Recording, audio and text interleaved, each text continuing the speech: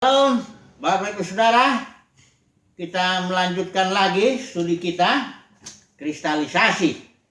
Jadi suatu studi yang mencoba, ini proses ya, kristalisasi suatu proses untuk menjadi benda-benda kristal yang kalau kita terapkan pada literatur, maksud kita proses untuk mendapatkan tema-tema utama. Memang ya, studi kristalisasi tidak bisa juga kita ini Injil Lukas misalnya total kita hanya memahami mencoba dari Injil Lukas. Bagaimanapun kita perlu bantuan ya, karena Alkitab itu walaupun 66 kitab tapi dia ada satu kesatuan ya. Nah, mari kita lihat dulu saat ini tentang perumpamaan yang menurut saya banyak sekali disalahpahami ya. Ini perumpamaan tentang penabur, kelihatannya sederhana ya, tapi ini sebenarnya mengungkapkan suatu misteri, yaitu misteri kerajaan surga. Mari kita lihat Lukas pasal 8 ya, kita nggak usah baca itu semuanya, saya yakin sudah banyak kita yang paham ini perumpamaan ini. Mari kita melihat dulu ayat 9-nya ya, setelah Yesus berkata dalam satu perumpamaan, ayat 4 itu ya, berkatalah ia dalam perumpamaan, baru dia ceritakan perumpamaan penabur. Dan ayat 9-nya murid-muridnya bertanya, apa maksud perumpamaan itu? Lalu Yesus menjawab, kepadamu diberi karunia untuk mengetahui rahasia kerajaan Allah di sini. Jadi ketika Yesus mengucapkan perumpamaan itu, sebenarnya dia sedang mengungkapkan misteri kerajaan sorga itu, kerajaan Elohim, kerajaan Allah di sini. Ya, jadi perumpamaan penabur itu karena judulnya ini jadi kacau juga. Orang pikir jadi fokus penabur, ya benih. Tapi ini sebenarnya bicara tentang kerajaan sorga, misterinya. Ya, jadi judulnya ini kan ini sebenarnya nggak dari Tuhan ini. Alkitab ini bahkan ayat pun tidak ada, baru tahun kalau tidak salah itu 1500 sekian ada seorang Perancis, dia bikin Alkitab bahasa Yunani dipotong-potong dengan ayat ya. Jadi begini.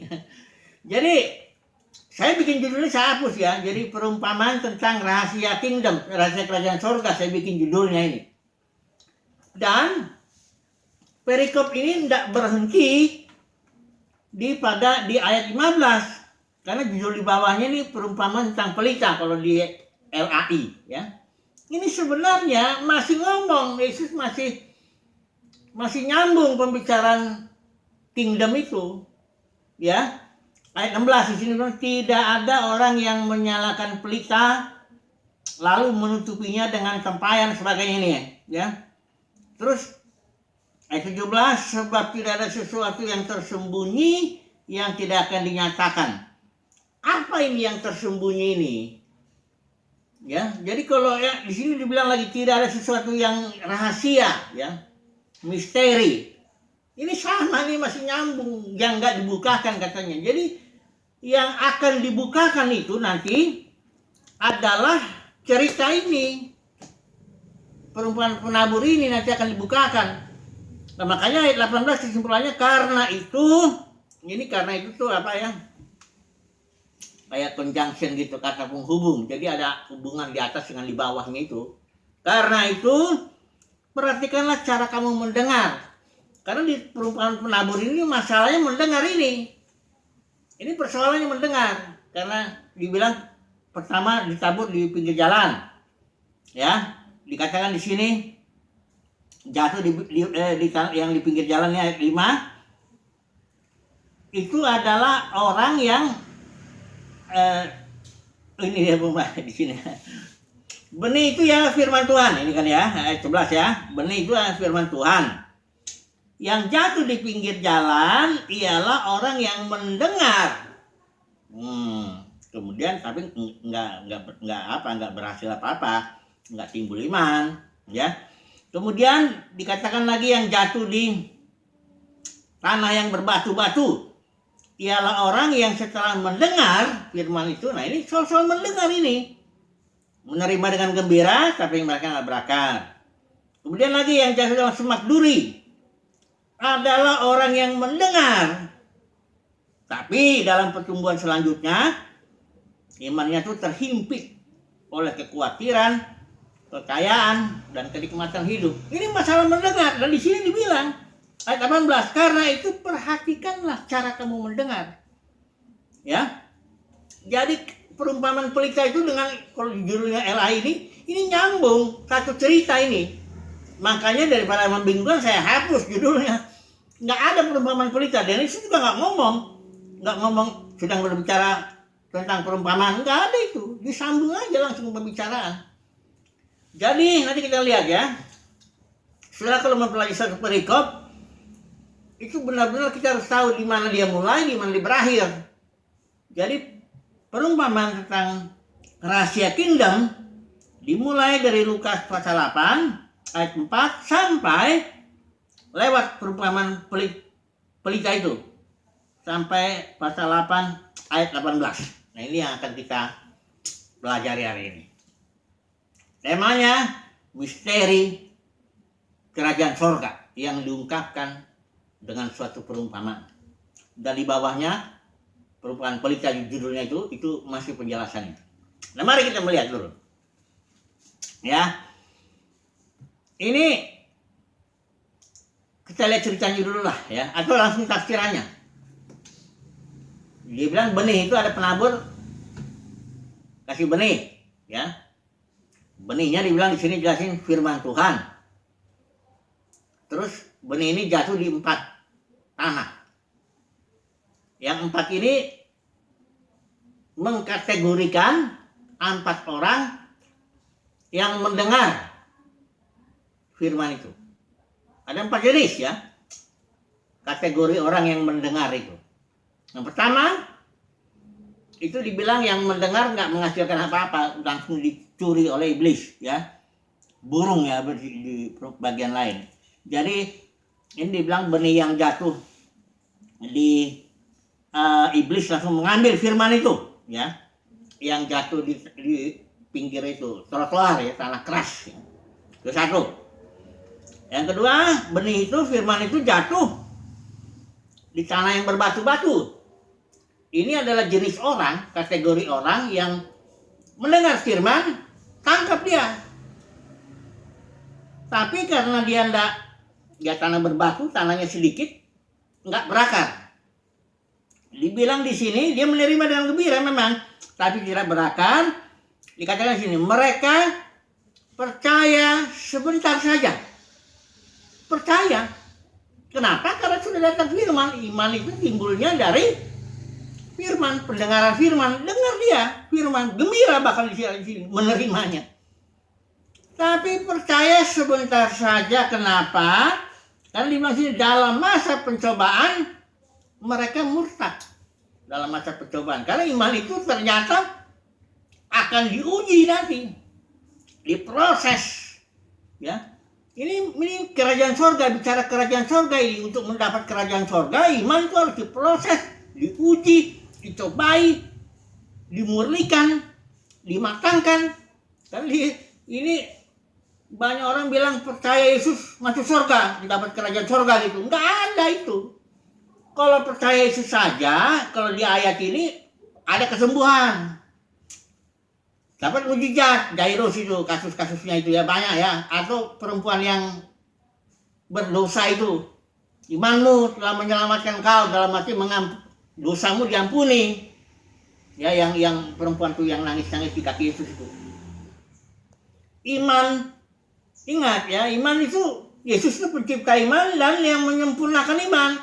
Untuk dapat kingdom, ini mesti iman yang ini. Ya, jangan bilang hanya percaya aja, ini hyper grace ini suka ngomong hanya percaya aja. Enggak begitu ya. Kalau untuk mujizat betul, untuk kesembuhan betul, untuk mendapat pengampunan dosa betul. Tapi untuk kingdom, maka ini misteri nih. Untuk kingdom iman itu mesti diproses, didewasakan, dicobai, dites, dimurnikan kayak Abraham itu. Bapak orang beriman, kenapa? Karena dia diuji imannya betul. Mempersembahkan Ishak itu. Yakobus juga bilang, Kayak orang bebal. Kau jangan bilang hanya iman kalau nggak ada perbuatan. Perbuatan untuk apa? Perbuatan untuk menyempurnakan iman. Perhatikan tuh Yakobus 2 ayat 22 itu. Perbuatan yang menyempurnakan iman.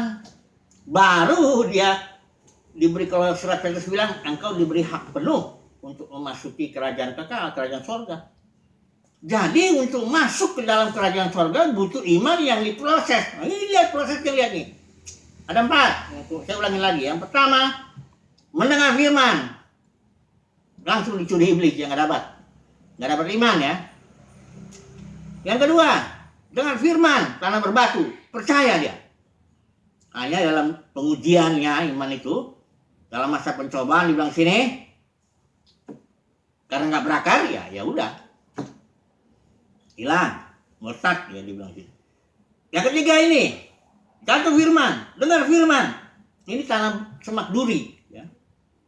Dia terima, dia dibilang di sini ya, imannya bertumbuh, imannya muncul tapi dalam pertumbuhannya.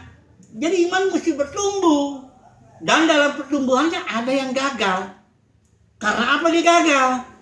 Dikatakan di sini terhimpit oleh satu kekhawatiran, kedua kekayaan. Ingat yang ngomong-ngomong teologi sukses, ingat ya, iman bisa terhimpit oleh 3 hal ini: kekhawatiran, kekayaan, dan kenikmatan hidup. Kalau orang cari kenikmatan, ya kena dia di sini ya. Tapi kalau orang cari pertumbuhan iman, cari kemuliaan Tuhan, nah bisa lolos dia ya. Dikatakan di sini yang ketiga ini, kategori ketiga ini, orang yang dengar firman kategori ketiga, dia dikatakan tidak menghasilkan buah yang matang. Bukan tidak menghasilkan buah, enggak. Tidak menghasilkan buah yang matang. Hanya suara siapa yang tahu dia matang atau enggak buahnya. Makanya dibilang, ada pelita ini dibilang, tidak ada sesuatu yang tertutup yang tidak akan dibukakan. Nanti jenis-jenis orang ini yang dibukakan itu apa? Misteri kingdom ini yang mau dibukakan nanti. Ya. Ada saatnya kalau di Matius 7 ayat 7, Matius 7 ayat 21 sampai 23, ayat 21 ini bilang, pada waktu itulah, kata Yesus ya, aku akan berterus terang. Sekarang Yesus belum terus terang. Itu sebabnya bertumbuh aja. Ibarat lalang dengan gandum, tumbuh aja lah. Tapi nanti ada saatnya di mana tidak ada sesuatu yang tersembunyi yang tidak akan dinyatakan. Ya, ini yang ketiga ya tadi ya. Yang dalam pertumbuhannya terhimpit, ya, sehingga dia menghasilkan buah yang matang. Yang keempat, nah ini dia, yang jatuh di tanah yang baik. Ini adalah orang yang mendengar dan menyimpan dalam hati. Ya iman itu harus disimpan dalam hati yang baik ya. Kemudian mengeluarkan buah dalam ketekunan. Jadi nggak cuma iman tok. Ini yang ngajarin iman tok ini kacau ini. Dia nggak memberitakan kabar baik kingdom. Dia cuma bilang cerita kabar baik tentang kesembuhan, kabar baik tentang mujizat, kabar baik tentang pertolongan Tuhan ini dan itu. Tapi dia nggak bicara kabar baik kerajaan surga. Yesus itu bicara kerajaan baik kerajaan surga, kabar baik kerajaan surga. Itu Yesus. Makanya Yesus terserang ya. Barang siapa mau ikut aku, dia harus menyangkal dirinya. Nggak segampang Paulus pun jelas di kitab Rasul bilang, untuk masuk ke dalam kerajaan surga, kita harus mengalami banyak penderitaan.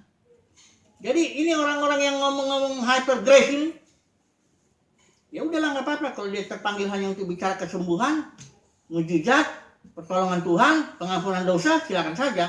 Tapi ini ada misteri ini kerajaan surga ini.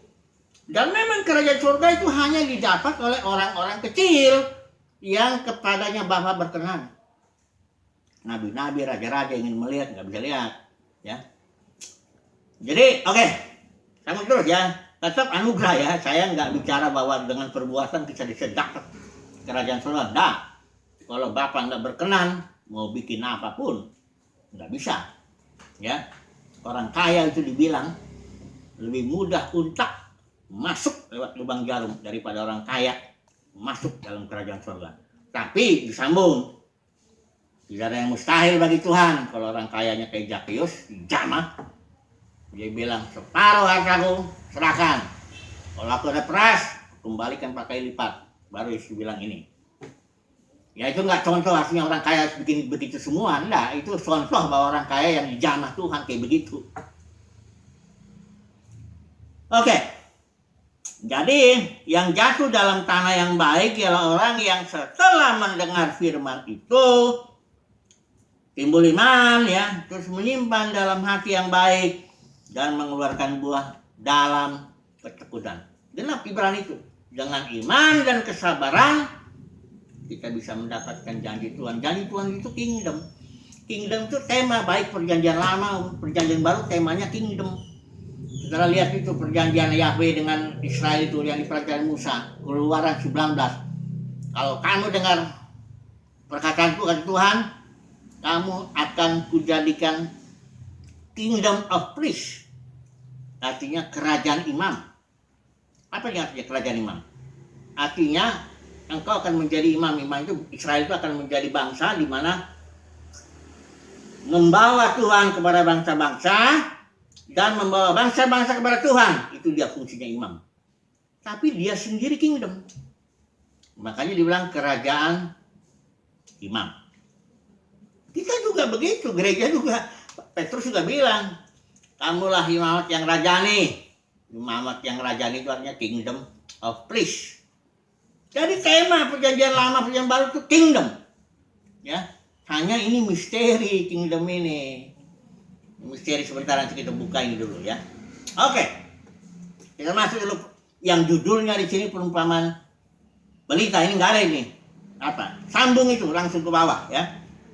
Setelah Tuhan bicara soal berbuah dalam ketekunan, sambung lagi kalimatnya. Apa yang sambungannya? Tidak ada orang yang menyalakan pelita lalu menutup. Ini hanya analogi aja, bukan perumpamaan kayak ngejelasin sesuatu dengan perumpamaan, enggak. Ini karena sambungan di atas ini. Tidak ada orang yang menyalakan pelita lalu menutupinya dengan tempayan dan menempatkannya di bawah tempat tidur, tetapi yang menempatkannya di atas kaki dia supaya semua orang yang masuk ke dalam rumah dapat melihat cahayanya. Sebab ya, ini dia nih. Nyambung ya dengan yang di atas cerita itu ya.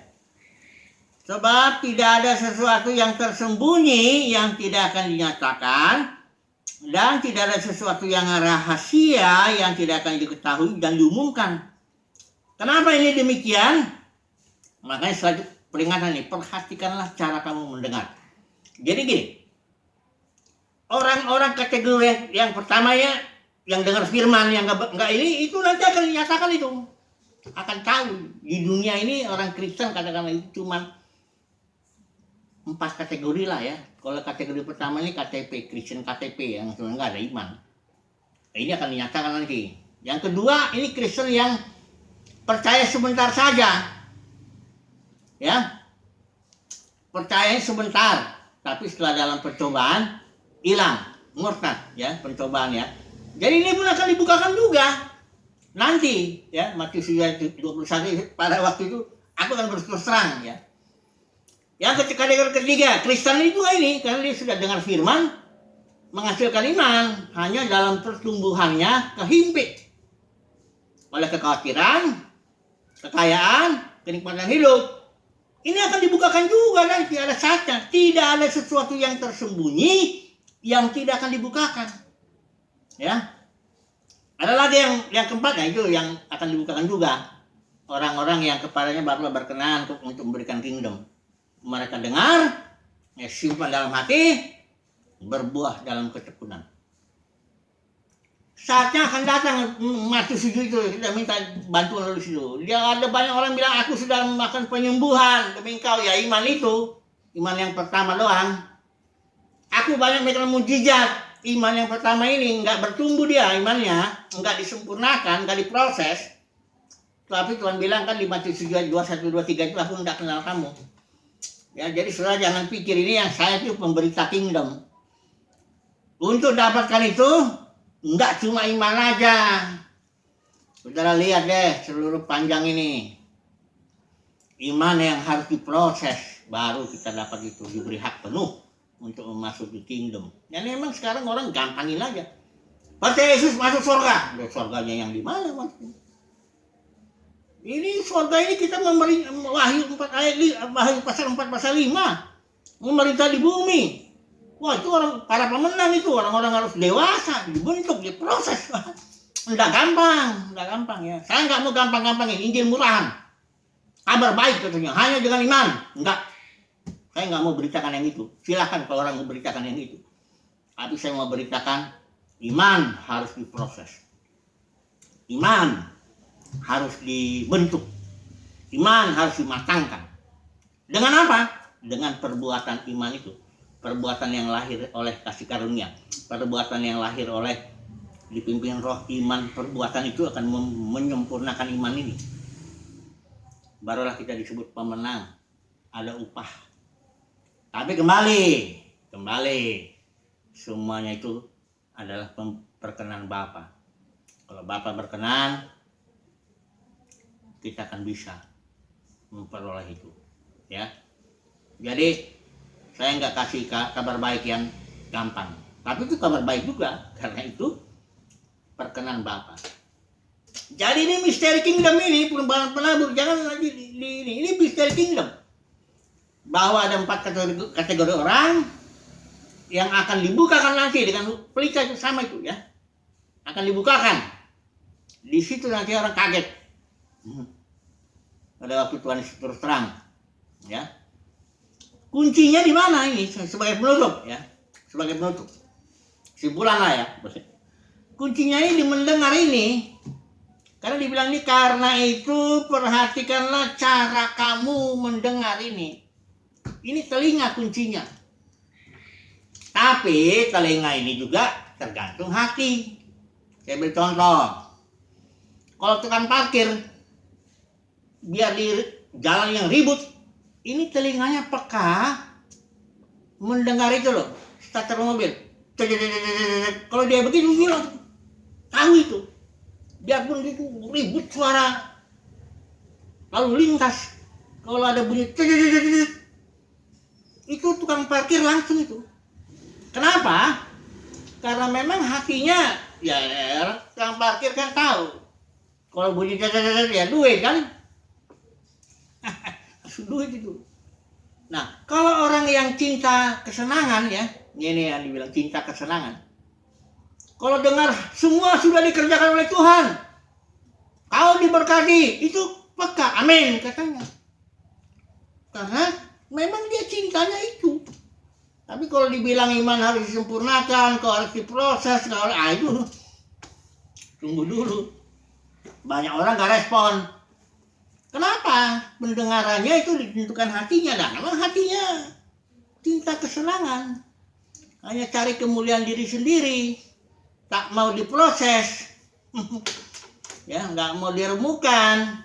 Nggak mau respon kalau Tuhan nantang dia pikul salib. Nah, sebagainya nah itu. Jadi kesimpulannya, perhatikan cara kamu mendengar. Ya. Kalau di Alkitab ini jelas orang banyak itu hanya cari kesembuhan. Orang banyak hanya cari mukjizat. Orang banyak hanya cari roti. Ya. Tapi Tuhan Yesus bilang, ya itu untuk orang banyak. Tuhan penuhi juga kebutuhan untuk orang banyak. Tapi untuk muridnya, untuk orang yang dipilihnya secara khusus itu lain. Bagaimana semoga kita termasuk yang Bapa berkenan kepada kita untuk memberikan kingdom. Sehingga telinga kita ini telinga kingdom saya bilangnya. Bukan telinga orang banyak yang cuma cari mujizat, sembuhan, kesuksesan, dan sebagainya.